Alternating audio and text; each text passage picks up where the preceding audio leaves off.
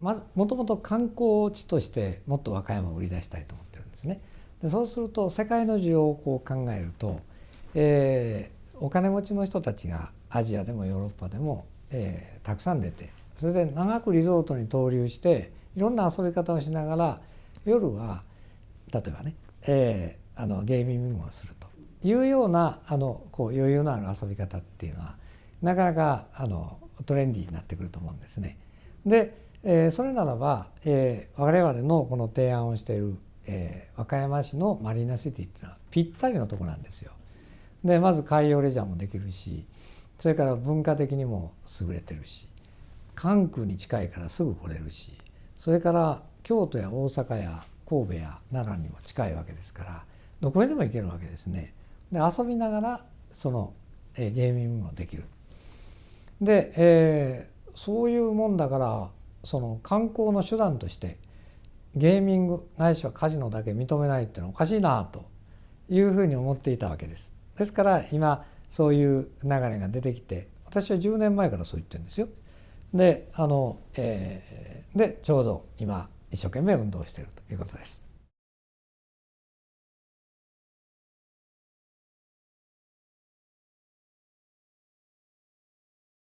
これはね大きいのは無理ですね。というのはね、もう一つは大阪があるでしょ。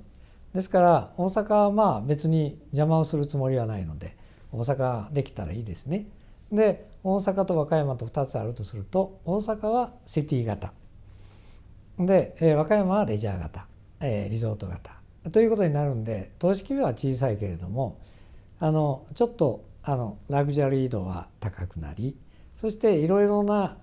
海洋レジャーその他を一緒にできるようなファシリティができたらいいということだと思います。逆に言うと大規模な展示場、あるいは大規模なものすごくたくさん入るね、1万人も入るような会議場、こんなものはいりませんよね。小さい会議場はいると思いますけど。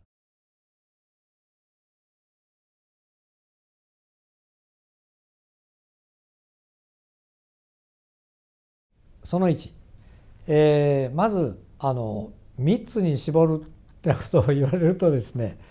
これは他の地域との競争になります。で私は他の地域の競争なんてのは必要全くありはないというふうに思うんですね。ちゃんと運用できるところがあったらいくつできたっていい。日本でね、そういうふうに思うんです。したがって我々は他のところとコンピートするつもりはない。で、我々自身の競争力はどこから来ているかというと、リゾート地として一流であるということです。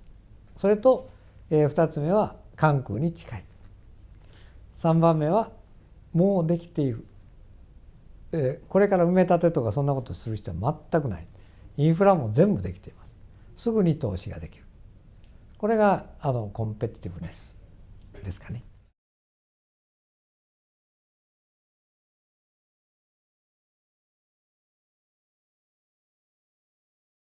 県の政府はですね、これは国の法律に従った権限の行使をします。で、多分ですよ、県当局が計画を出して、で和歌山のここで、市役所と一緒にここでやりたいと思うんだけどどうだと言って政府に出したら、認める認めないは政府が決める、こういうことになるんでしょうね。ですから我々は、企業の方とジョイントでプロジェクトを、創出、ちょっとプロジェクトクリエイティングをする役割でしょうね。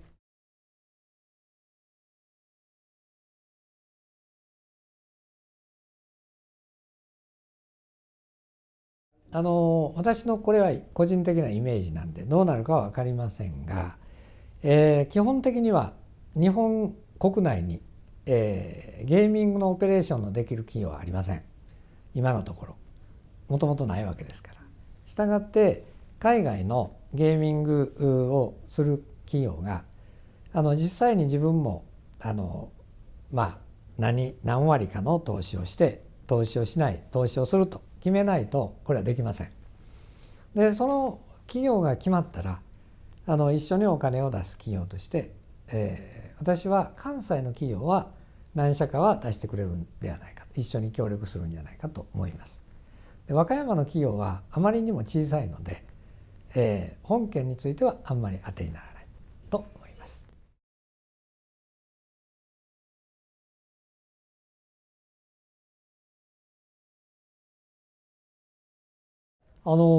まずですね、和歌山、というのは全世界のそのゲーミング産業に対して、和歌山にふさわしいようなリゾート型のねIR をぜひ考えてくださいよと。我々は大いに協力するから和歌山にふさわしいような和歌山のそのリゾート地としての最高のリゾート地にあってふさわしいようなそういうIR をぜひプログラムしてくださいよと、そういうふうに言いたい。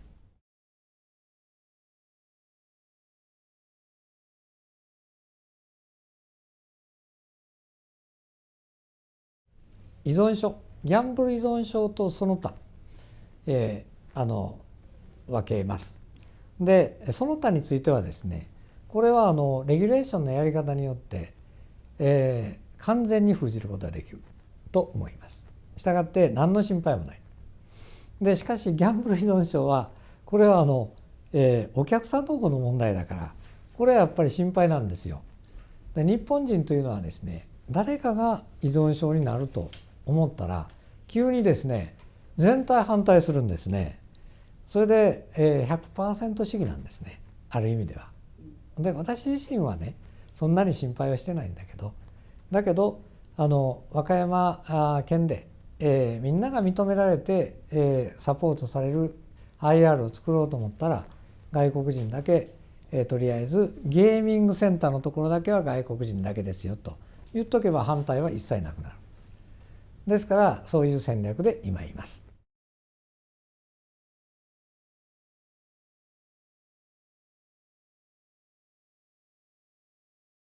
悪い側面は依存症の問題が、大議論になって、地元で大反対が起こる。これが一番悪いことですね。でそれについては我々も初めからそういうことがないようにしてるから、和歌山県だけは起こりません。よそは知りません。で2つ目は政府が2つしか認めないとか言われたら降参ということになるので、多分そうならないようにこれから働きかけをしていきたいと思います。それが心配ですね。